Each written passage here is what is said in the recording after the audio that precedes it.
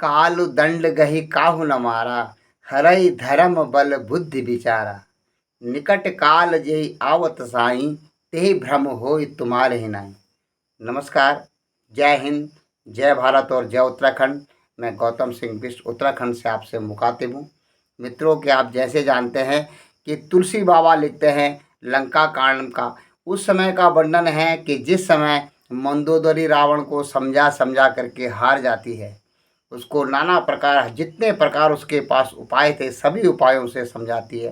रावण के समझ में फिर भी नहीं आता और अंत में मंदोदरी कहती है, तुलसी बाबा अपनी भाषा में लिखते हैं कि मंदोदरी यह संबोधन कर रही है कि काल दंड गहि काहि न मारा, हरई धर्म बल बुद्धि विचारा।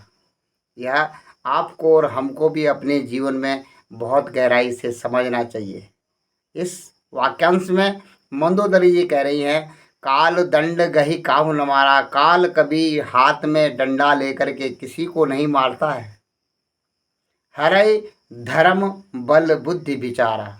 वह उस जीव के जिसको काल अपने आगोश में लेना चाहता है उसके धर्म बल बुद्धि और विचारों का हरण कर लेता है, उनको हर लेता है। मृत्यु तो उसको अपने आप ही आ जाती है रावण की तरह। और कहती है, आवत काल निकट जय साई, जिसके हे स्वामी, हे रावण को कहती है मंदोदरी की हे स्वामी, जिसके निकट जब काल आता है ते भ्रम होय तुम्हारे नाई। उसको तुम्हारी तरह भ्रम हो जाता है कि मैं ही जगत का सबसे बड़ा योद्धा हूँ। मेरे समान कोई योद्धा है ही नहीं है, मेरे समान कोई उपकारी है ही नहीं है। घमंड जब नाना प्रकार से हमारे अंतर्मन में घुस जाता है तो काल जब हमारे निकट आता है तो हमको नाना प्रकार के भ्रम भय और उचाट हो जाते हैं। और तुलसी बाबा के इसी दोहे को हम जरा बारीकी से आप जब समझेंगे तो आपको लगेगा कि आपके जीवन में सबसे महत्वपूर्ण दोहा था ये, और आज तक ही आपने इसको क्यों नहीं समझा, क्यों नहीं इसके ऊपर मनन किया। तो मित्रों, जब मंदोदरी कहती है काल दंड गई काहू न मारा, डंडा लेकर के काल किसी को नहीं मारता है, लेकिन हरई धर्म, जब धर्म की बात आती है, बुद्धि की बात आती है, बल की बात आती है और विचार की बात आती है, तो तब एक सोचनीय बात अपने सामने आ जाती है। धर्म क्या है? धर्म हिंदू मुस्लिम सिख ईसाई ये धर्म नहीं है, ये तो पंथ है, ये तो जीवन जीने की एक परिपाटी है। और धर्म कहते हैं कि किस समय पर आपका क्या कर्तव्य है। जब एक सैनिक बॉर्डर पे होता है और उसके हाथों से कई आतंकवादी, कई मनुष्य एक साथ मारे जाते हैं जो कि नियम का उल्लंघन कर रहे हों, तो उसे किसी भी प्रकार का कोई दोष नहीं लगता। उसको पारितोषिक दिया जाता है, उसको पदोन्नति दी जाती है, उसका सम्मान किया जाता है और उसको एक आदर्श सैनिक माना जाता है। लेकिन जब वही कांड देश परिस्थिति काल के अनुसार आप अपने गांव क्षेत्र में करते हैं तो आप हत्यारे होते हैं, दोषी होते हैं, जघन्य होते हैं और आप अपराधी समझे जाते हैं और आपको कारावास तक की सज़ा हो सकती है। इसलिए धर्म को समझने के लिए हमको ये बात समझना होगा कि किस समय पर हमारा क्या धर्म है। अगर हम बेटा हैं तो माँ बाप के प्रति हमारा क्या धर्म है, अगर हम पति हैं तो पत्नी के प्रति हमारा क्या धर्म है, अगर हम पिता हैं तो संतान के प्रति हमारा क्या धर्म है, अगर हम राजा हैं तो प्रजा के प्रति हमारा क्या धर्म है, और अगर हम सेवक हैं तो स्वामी के प्रति हमारा क्या धर्म है। यह धर्म होता है। और जब इस धर्म कर्तव्य भावना से आदमी च्युत हो जाता है, अर्थात उससे दूर हट जाता है, विमुख हो जाता है, उसको नहीं मानता है, उसका विद्रोह करने लगता है, उसके विरोध का आचरण करने लगता है, तो वह विधर्मी कहा जाता है। तो इसीलिए सबसे पहले यहाँ पर तुलसी बाबा लिखते हैं, हरई धर्म, काल किस चीज़ का हरण करता है? आपके धर्म का हरण कर देता है। आप एक कुशल राजनीति हो गए, प्रधानमंत्री होकर के, एक मुख्यमंत्री होकर अपनी प्रजा का लालन पालन नहीं करते हैं, जो पहले ज़माने में राजा करता था। और अभी इसकी जो परिपाटी है वे हमारे राजनीतिक जो मुखिया हैं वे राजा के तौर पर हैं, और अगर वे प्रजा का सही पालन नहीं करते हैं तो वे अपने धर्म से च्युत हो रहे हैं, अपने धर्म से दूर हो रहे हैं। हर धर्म बल, बल आप ताकत से आप समझते हैं तो आपके शरीर में जो भी बल है, आत्मबल है, शारीरिक बल है, जो भी बल आपका है, वह बल किस पे डिपेंड करता है, किस प्रकार से वो बल आपके शरीर में रहता है।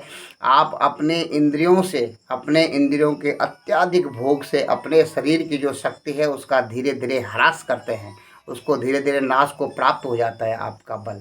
जब आप इंद्रियों से अत्यधिक उपभोग करते हैं, आप शरीर का उपभोग करेंगे, काम वासना में लिप्त रहेंगे तो आपके शारीरिक शक्ति क्षय हो जाती है। आप ज़्यादा दौड़ भाग करेंगे, रुपए पैसे के लिए भाग दौड़ करेंगे तो आपके मानसिक शक्ति का ह्रास होता है। और आप ज़्यादा किसी के प्रति ईर्षा द्वेष रखेंगे, किसी से प्रतिस्पर्धा में ज़्यादा लिप्त रहेंगे, उसको नीचा दिखाने का काम करेंगे तो आपका आत्मबल धीरे धीरे ह्रास होने लगता है। तो यह बल उसका कम हो जाता है, उस बल का हरण कर लेता है। आत्मबल, बुद्धि बल, ज्ञान बल, जो भी आप कहते हैं, इस बल का परमात्मा हरण कर लेता है। जब किसी के नज़दीक मौत आती है, मौत उसको अपने आगोश में लेना चाहती है, यमराज के पास जब उसका जाने का समय हो जाता है, यह तुलसी बाबा लिखते हैं, हरई धर्म बल और बुद्धि।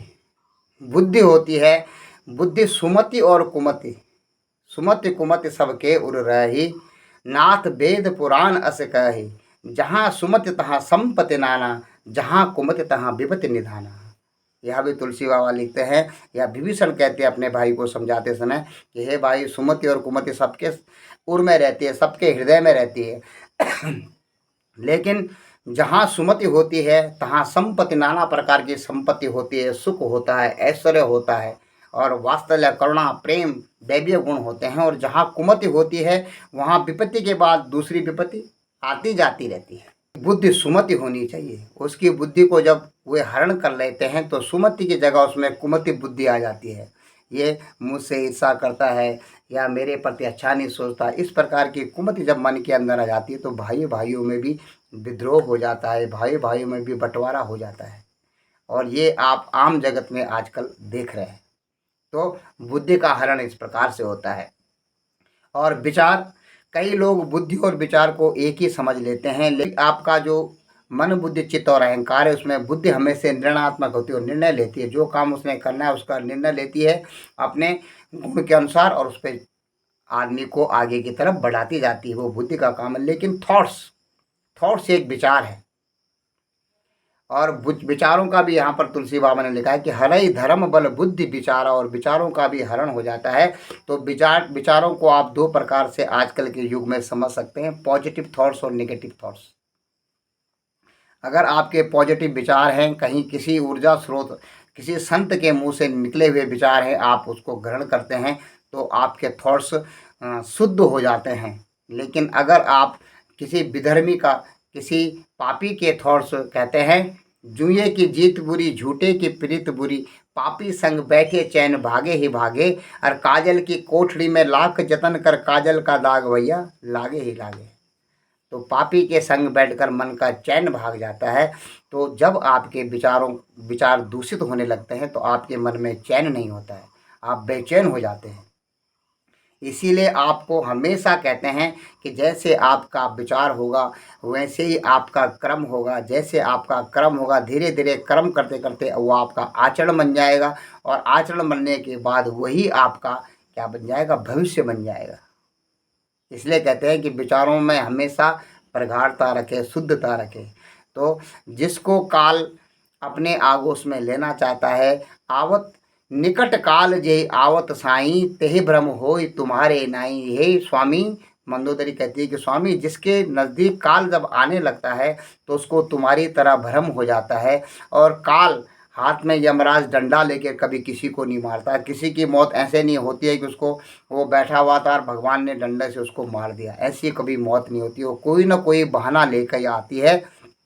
और तुलसी बाबा कहते हैं रामायण में कि हरई धर्म बल बुद्धि विचार, धर्म का, बल का, बुद्धि का और विचारों का हरण हो जाता है। अगर हम और आप भी अपने जीवन को परिष्कृत करना चाहते हैं, अपवर्गीय की तरफ ले जाना चाहते हैं, तो अपने धर्म, बल, बुद्धि और विचार के जो हरण करने वाली चीज़ें, इनका जो ह्रास करने वाली चीज़ें, उनसे हमको बचना चाहिए। और इसके लिए सबसे उत्तम, सबसे अच्छा जो रास्ता है वह सात्विक पथ का है, वह धर्म पथ है, वह सत्य का पथ है। क्योंकि सत्य को कभी याद नहीं करना पड़ता। और अगर आपके जीवन में झूठ आ जाता है तो एक झूठ को छुपाने के लिए आप 10 झूठ बोलने लगते हैं और धीरे धीरे झूठ आपके आचरण में आ जाता है, आप झूठों की गिनती में आने लगते हैं। और एक बार अगर आप झूठी की गिनती में आ गए, कोई आपके बात का विश्वास भी नहीं करता है। तो इसलिए मित्रों, अपने धर्म, बुद्धि और बल और विचारों को शुद्ध रखिए।